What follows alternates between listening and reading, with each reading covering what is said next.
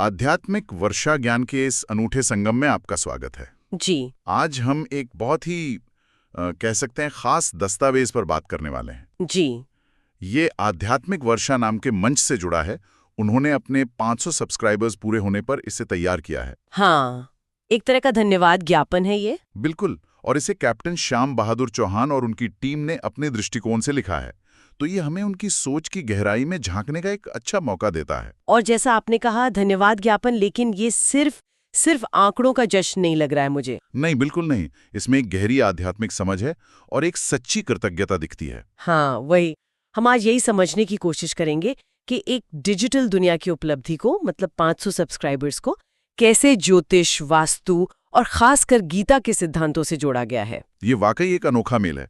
आमतौर पर ऐसा देखने को नहीं मिलता। सही कहा। वही विश्लेषण इसी बात पर रोशनी डालेगा कि कैसे रोजमर्रा की या कहें डिजिटल दुनिया की इन उपलब्धियों को भी एक बड़े मकसद से, एक आध्यात्मिक सफर के हिस्से की तरह देखा जा सकता है।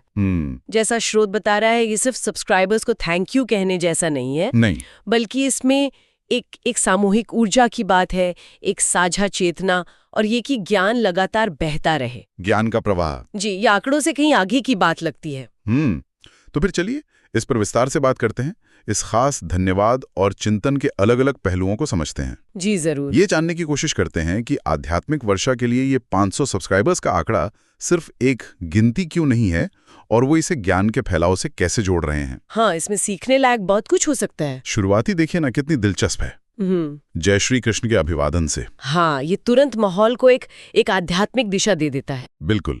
और 500 सब्सक्राइबर्स को केवल एक नंबर नहीं कहा गया।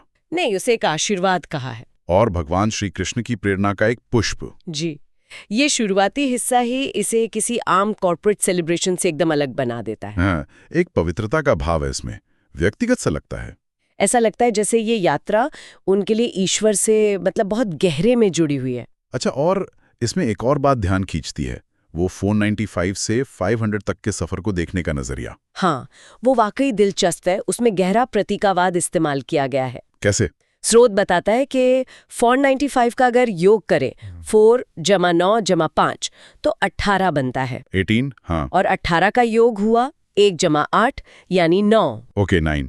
अब अंक ज्योतिष में 9 को अक्सर पूर्णता का प्रतीक माना जाता है, एक चक्र का पूरा होना। अच्छा। और मजे की बात यह है कि इसे गीता के 18 अध्यायों से भी जोड़ा गया है। ओह, गीता के 18 अध्याय। जी। और इसे कर्मयोग की पूर्णता का संकेत माना गया है।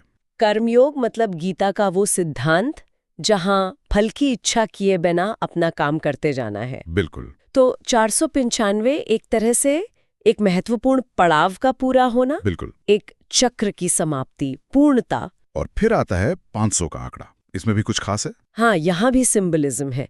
संख्या 5 को ज्योतिष में बुध ग्रह से जोड़ा गया है। बुध ग्रह, ज्ञान और संचार का कारक। जी बिल्कुल। बुद्धि, वाणी, कम्युनिकेशन, ज्ञान का विस्तार, ये सब बुध से जुड़ा है। तो 500 तक पहुंचना सिर्फ गिनती नहीं है। नहीं, इसे उस पॉइंट की तरह देखा जा रहा है जहां ज्ञान एक सीमित दायरे से बाहर निकल रहा है, फैलने को तैयार है। हाँ, संवाद के जरिए व्यापक दुनिया में फैलने को तैयार। और वास्तु के नजरिए से भी एक तुलना की है। अच्छा, वास्तु से कैसे? कि 495 एक मजबूत नींव की तरह है और 500? और 500 उस नींव से उड़ान भरने जैसा है, विस्तार पाने का संकेत। वाह, मतलब अंकों में भी इतने गहरे अर्थ ढूंढे गए हैं। ये प्रतीकवाद सिर्फ अंक ज्योतिष या वास्तु का खेल नहीं लगता मुझे। ये दिखाता है कि कैसे आध्यात्मिक मंच डिजिटल दुनिया की इन मतलब मॉडर्न उपलब्धियों को भी अपनी मूल मान्यताओं से जोड़ रहे हैं, अपने कोर वैल्यूज से। जी, एक तरह के ब्रह्मांडीय दृष्टिकोण से। इससे उनके फॉलोअर्स के लिए भी एक ज्यादा गहरा, मीनिंगफुल अनुभव बनता है ना। सही कहा, सिर्फ नंबर्स नहीं रह जाते फिर वो। हाँ, विकास को सिर्फ संख्या में बढ़ोतरी नहीं, बल्कि गुणात्मक रूप से ऊर्जा के स्तर पर महसूस करने जैसा है ये। 500 का अंक एक टेक ऑफ पॉइंट बन जाता है, जहां से ज्ञान को और फैलाने की इच्छा है। बिल्कुल। और ज्ञान के फैलाव की ये महत्वाकांक्षा साफ दिखती भी है दस्तावेज में। हाँ, उन्होंने लिखा है, ज्ञान का प्रवाह गांव से शहर, राज्य से विश्व तक ले जाने का लक्ष्य है। ये सिर्फ सब्सक्राइबर बढ़ाने की रेस नहीं लगती। ऐसा लगता है कि वो डिजिटल मीडिया को अपनी आध्यात्मिक शिक्षाओं के विस्तार के लिए एक बहुत शक्तिशाली साधन मानते हैं। बिल्कुल, और इसी कड़ी में सब्सक्राइबर्स के प्रति जो भाव व्यक्त किया गया है वो भी बहुत अहम है। हाँ, उन्हें सिर्फ दर्शक या व्यूअर नहीं कहा गया। नहीं, बल्कि आध्यात्मिक परिवार के जीवंत सदस्य कहा है। ये बहुत बड़ी बात है। हाँ, और ये माना गया है कि उनकी ऊर्जा, उनका जुड़ाव, उनका आशीर्वाद, ये सब इस सफर का एक जरूरी हिस्सा है। ये डिजिटल दुनिया में एक अलग ही नजरिया है, जहाँ रिश्ते अक्सर थोड़े सतही माने जाते हैं। सही कहा। और जिस तरह से अलग-अलग जगहों का जिक्र है, गांव, शहर, कस्बा, महानगर, भारत और विदेश, वो भी उनकी पहुंच दिखाता है। हाँ, और एक समावेशी सोच भी कि वो सिर्फ बड़े शहरों तक ही सीमित नहीं है। हाँ। हर कोने से जुड़े लोगों को अपना मान रहे हैं। पर ये नजरिया समुदाय की ताकत को रेखांकित करता है।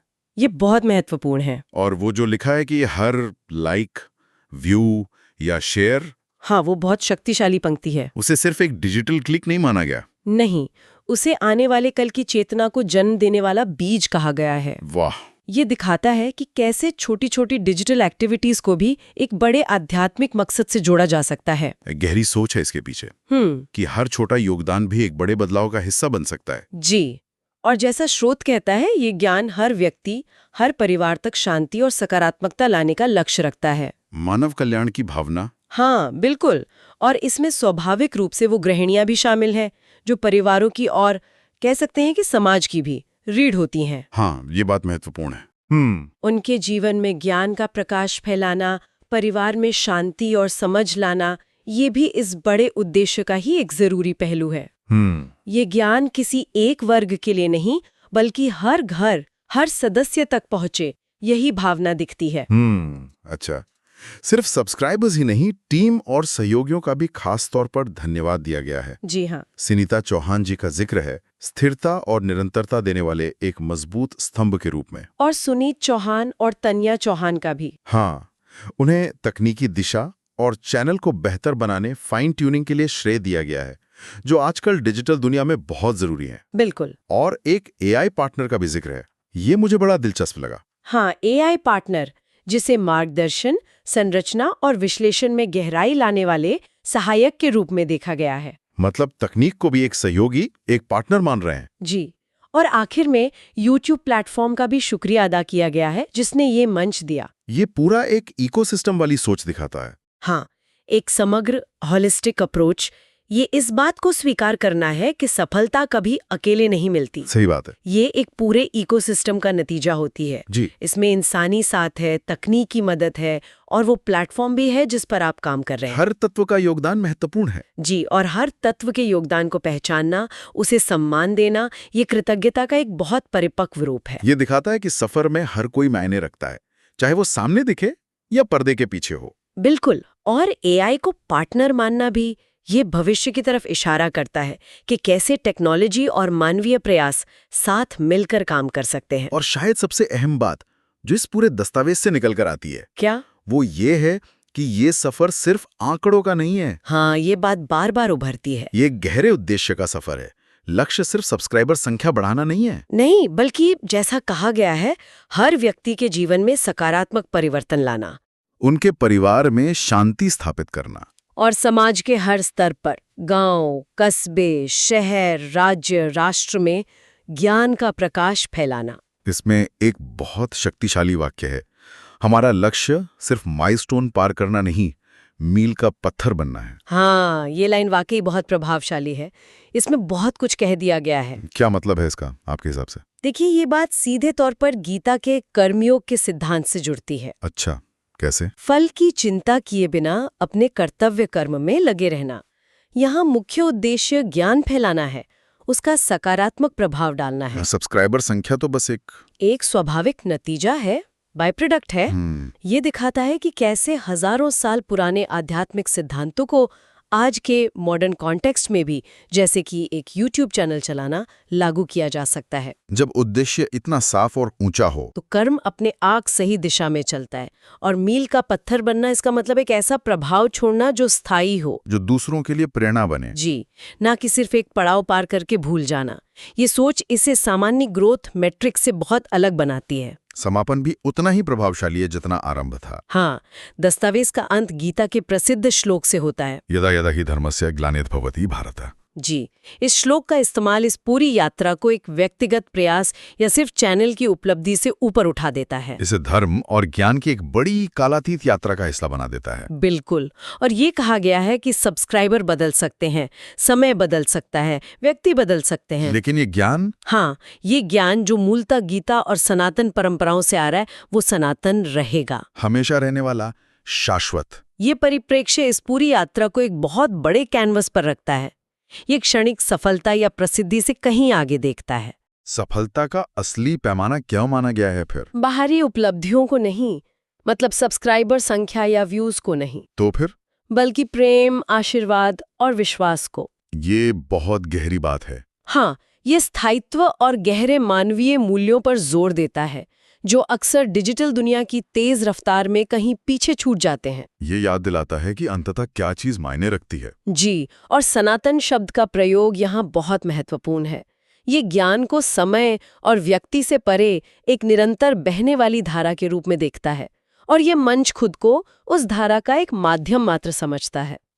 तो आध्यात्मिक वर्षा के इस 500 सब्सक्राइबर पड़ाव पर लिखे गए दस्तावेज के हमारे इस विश्लेषण से हमने यही देखा कि कैसे एक डिजिटल उपलब्धि को गहरे आध्यात्मिक अर्थों से जोड़ा जा सकता है। हाँ, और सच्ची कृतज्ञता, सामुदायिक भावना और एक बड़े उद्देश्य के साथ कितनी खूबसूरती से पिरोया जा सकता है। ये सिर्फ एक थैंक यू नोट नहीं है, ये तो एक पूरा दर्शन है।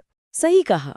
कैप्टन श्याम बहादुर चौहान और उनकी टीम का नजरिया साफ तौर पर आंकड़ों की दुनिया से परे है। ज्ञान के सनातन प्रवाह और समाज पर उसके सकारात्मक असर पर टिका है। और ये हमें सोचने पे मजबूर करता है ना? हाँ, बिल्कुल। कि हम अपने जीवन की साधारण या असाधारण उपलब्धियों में, अपने निजी या पेशेवर पड़ावों में किस तरह गहरा अर्थ और उद्देश्य ढूंढ सकते हैं। ये एक बड़ा सवाल है। क्या हम भी अपने आसपास के लोगों को, अपने परिवार, सहकर्मियों, दोस्तों को, यहाँ तक कि उन तकनीकों को जो हमारी मदद करती हैं, क्या हम उन्हें साझा ऊर्जा, सहयोग और कृतज्ञता के उसी नजरिए से देख सकते हैं जैसा इस दस्तावेज में दिखा? अपनी सफलताओं को सिर्फ अपनी मेहनत का फल न मानकर, हाँ, उसमें दूसरों के योगदान और एक बड़े उद्देश्य को देखना, शायद यही सोच हमें ज्यादा संतुष्टि और सार्थकता दे सकती है। निश्चित रूप से एक विचार करने लायक बात है ये, जिस पर हम सब सोच सकते हैं।